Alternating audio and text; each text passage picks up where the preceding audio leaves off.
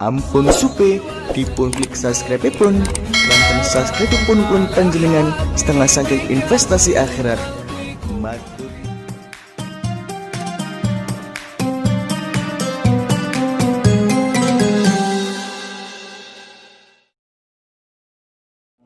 Muhammadin wa ala alihi wa ashabihi ajma'in, amma ba'd. Ma'asyiral muslimin wal muslimat rahimakumullah. Yang kami hormati Bapak Kiai Ihsan, Bapak Kiai Hilal yang kemarin menghilang, tertangkap pada waktu tanggal 1 Ramadan. Tanggal 1 Syawal ditangkap lagi, ini sudah dilepas.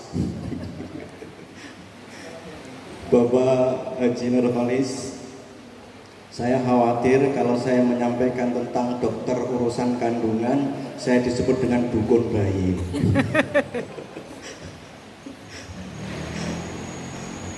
Bapak-bapak, ibu-ibu yang kami hormati, NU, Nahdlatul Ulama. Nahdlah itu artinya apa? Ini sekolah Nahwu Shorof. Nahdlatul Ulama. Nahdlah itu artinya bangkit. Nahdlah niku wonten nuhudun, nahdun, nahdotun. Kok sing dipilih niki nahdlah kok bukan nuhud? Ini artinya apa? Sekali bangkit, sekali semangat untuk seterusnya. Maka dipilih adalah nahdlah, bukan nuhud, bukan nahdun, tetapi nahdlah. Sekali bangkit untuk selamanya, untuk Indonesia. Amin Allahumma amin. Al-ulama, kenapa kok tidak al-alimun, al-alimin? Ulama itu ada dua, alim, alimun, jamaknya ulama. Yang alimun jamaknya alimuna. Alim jamaknya ulama, itu artinya apa? Orang yang berilmu, yang takut kepada Allah. Innama yakhsyallaha min ibadihil ulama. Yang kedua adalah al-ulama warasatul anbiya. Kalau alimuna ini orang pinter tapi tidak ngerti. Berarti ada dua, orang pinter yang benar dan orang pinter keblinger. Orang pinter benar, orang pinter keblinger. Maka diambil ulama, bukan nahdlatul alimina. Ciri orang pintar yang benar dengan bedanya orang pintar yang keblinger seperti apa? Sering saya sampaikan. Di satu masjid ada kotoran ayam. Wong pinter tutupi, benak ketok.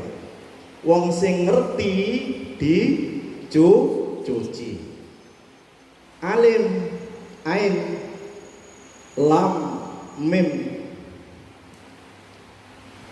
Kok disebut dengan al-ulama? Kalau bahasa Indonesia, ulama itu seorang yang pandai, seorang yang berilmu. Itu berarti salah. Ulama itu jamak, itu artinya apa? Beberapa orang, banyak orang. Kalau bahasa Arab, jamak itu lebih dari lebih dari dua. Lebih dari dua itu namanya jamak. Kalau bahasa Inggris, dua sudah termasuk jamak. Alim, lihat, ain, lam, dan mim. Ain ini mangap, artinya apa? Iqra, baca. Baca situasi, baca kondisi, baca lingkungan, dan baca apapun dibaca. Iqra tidak sekedar satu kali. Iqra bismi rabbikal ladzi khalaq, iqra wa rabbukal akram. Masuk ilmu, semua ilmu dibaca, termasuk ilmu sihir, ilmu santet dibaca nih.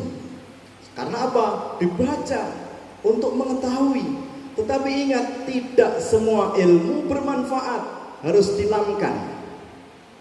Lam itu artinya apa? Ilmu yang bermanfaat itu cirinya ada 3. 1, ilmu yang mensahihkan keyakinan, akidah. Ilmu yang mensahihkan ibadah. Ilmu yang mensahihkan akhlak. Tiga-tiganya ini, ilmu 3 ini. Kalau hanya sekedar pinter, belum tentu benar. Kalau sekedar pinter, belum tentu benar. Lihat, ilmu yang mensahihkan ibadah, seperti ilmu fikih. Ilmu yang mensahihkan akidah, yaitu akidah ahlus sunnah. Ilmu yang terakhir adalah ilmu yang membersihkan hati, disebut dengan ilmu akhlak. Kenapa yang dipilih ulama? Bahwa ulama itu hanya sedikit, berapa ribu orang. Ingat bahwa ulama itu seorang kiai, di bawahnya ribuan santri. Ribuan santri. Berarti kalau kiainya bangkit, berarti santrinya pun ikut bangkit. Gusmus mengatakan bahwa kalau tidak ada NO, maka tidak ada Indonesia. Kalau tidak ada NO, berarti tidak ada Indonesia. Kenapa? Syekh Hadratus Syekh Hashim Asy'ari adalah peletak pertama batu kemerdekaan Indonesia. Tidak ada NO, tidak ada Indonesia. NO itu siapa? NO itu adalah orang Indonesia yang beragama Islam. Ingat, orang Indonesia, kata Gusmus, orang Indonesia, bukan orang luar Indonesia. Kita lahir di Indonesia, di tanah Indonesia, kita menghirup udara Indonesia, kita menghirup air Indonesia, kita makan hasil dari Indonesia. Kalau ada orang Indonesia kok bom Indonesia, itu berarti wong stres. Ya sanun.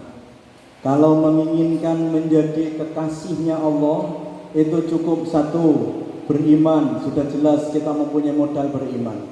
La khaufun alaihim, la khaufun, jangan takut. Walahum yahzanun, jangan susah. Pertama, Quran mengatakan dzalikal kitabul la raiba. Sumber segala penyakit itu adalah rasa khawatir, was-was, ragu. Maka Quran pertama kali adalah zalikal kitabu la raiba fih. Jangan takut, jangan ragu. Diibaratkan seperti kabel. Kalau kabel ini min dengan kabel plus ketemu, maka jadi konslet. Konslet itu berarti terbakar. Tetapi kalau main bertemu dengan main, plus bertemu dengan plus, tapi dia itu kurang nempel ketemunya, akhirnya terjadi apa? Ada percikan api. Set. Inilah yang disebut dengan la raiba. Jangan takut, jangan khawatir, jangan ragu, jangan was-was. Ini. Karena apa? Was-was itu adalah kerjaan setan. Alladzi yuwaswisu fi sudurin nas. Katakan bahwa ragu, takut itu adalah pekerjaan setan. Kalau sudah tahu itu pekerjaan setan, kenapa kita ikuti? Persis seperti tadi. Ini plus dengan plus, main dengan main, tetapi ketemunya itu kurang mantep, maka dia akan memercikan api. Kalau ini sudah jelas, min dengan plus ketemu, tidak ada sikrinya, tidak ada di dalam lampu, pasti dia akan konslet. Maka yang pertama yang harus kita kembangkan apa? Sering saya sampaikan bahwa untuk menghadapi permasalahan, 1, kita katakan cari resiko yang terburuk. Lihat dan cari dampak resiko yang terburuk. Resiko yang terburuk seperti apa? Seumpama contoh, kita ditagih orang misalnya. Ditagih orang, resiko yang terburuk adalah dianiaya. Resiko terburuknya adalah masuk rumah sakit. Resiko terburuk tadi adalah tahanan di penjara. Resiko terburuk adalah masuk kuburan. Nah, berarti cari resiko yang terburuk adalah mati. Yang kedua, beranikan diri, beranikan hati untuk berani menghadapi resiko terburuk. Berani menghadapi resiko itu. Kita katakan bahwa siap mati bukan berarti langsung mati. Berani mati bukan berarti langsung mati. Kenyataan yang terjadi, sering saya sampaikan bahwa pasukan berani mati yang membela Gus Dur sampai sekarang punya cucu. Itu berarti artinya apa? Bahwa berani mati, siap mati, belum tentu mati, tapi harus berani. Yang ketiga, berusaha agar resiko itu tidak terjadi. Yang keempat, berdoa. Yang kita takutkan apa? Inna sholati wa nusuki wa mahyaya wa mamati lillahi rabbil alamin. Kita katakan lagi bahwa hidup ini hanya hari ini, besok belum tentu ada, kemarin tidak bisa kita ulangi. Kalau hari ini kita sudah mempunyai makanan yang cukup untuk hari ini, kenapa kita harus takut? Kenapa kita harus bingung? Pasrahkan saja kepada Allah Subhanahu wa ta'ala. Yakinlah bahwa Allah itu memberi rezeki. Wa ma min dabbatin fil ardi illa 'alallahi rizquha. Nahnu qasamna bainahum ma'isyatahum fil hayati dunya. Kita memberikan kail ke laut saja percaya akan adanya ikan yang bisa kena kail, apalagi kita memberikan keyakinan kepada Allah. Masa kita tidak percaya Allah itu maha kaya? Itu yang pertama. Yang kedua adalah hiduplah hanya hari ini, besok belum tentu ada, kemarin tidak bisa kita ulangi. Yang keempat adalah latihan untuk berani mati. Itu yang terpenting. Berani menghadapi mati. Nah terus anaknya piye, bojone piye dan sebagainya. Coba andai kata saat sekarang ini Anda mati, terus bojone piye? Ya tetap urusannya Allah. Anaknya piye, tetap urusan Allah. Anak, istri, semuanya itu bukan milik kita, tapi miliknya Allah Subhanahu wa ta'ala yang dititipkan kepada kita. Kita diibaratkan dititipi sepeda motor, hanya punya STNK, BPKB-nya milik Allah. Kita tidak diperbolehkan untuk menjual, tapi kita diharuskan untuk merawat. Saya contohkan. Ini fakta. Saya membangun pesantren dulu 10 tahun yang lalu. Saya punya tukang, ini ada sekitar 60 orang.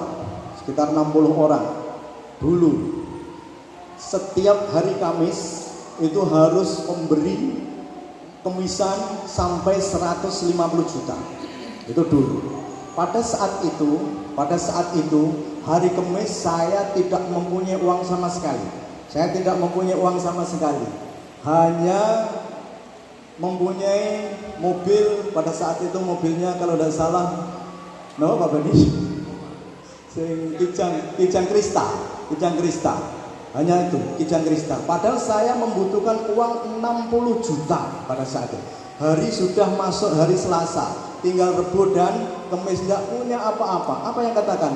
Ya Allah, kalau memang hari Kamis Engkau tidak memberi rezeki kepada saya, ya Allah, saya siap untuk mati. Maka pada saat hari Selasa, Rebo dan Kamis, sholat poso, terus-terusan. Anak tidak usah kita pikirkan, dia makan sendiri. Istri tidak usah kita pikirkan, dia makan sendiri.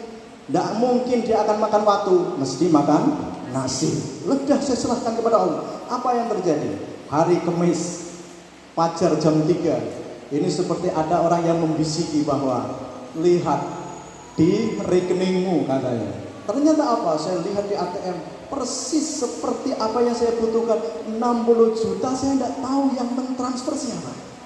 Nah, itulah kebalikan dan kemampuan kita, keimanan kita kepada Allah yang kuat, yakin bahwa Allah itu maha kaya, maha kuasa. Yakin itu, mati urip itu urusannya Allah.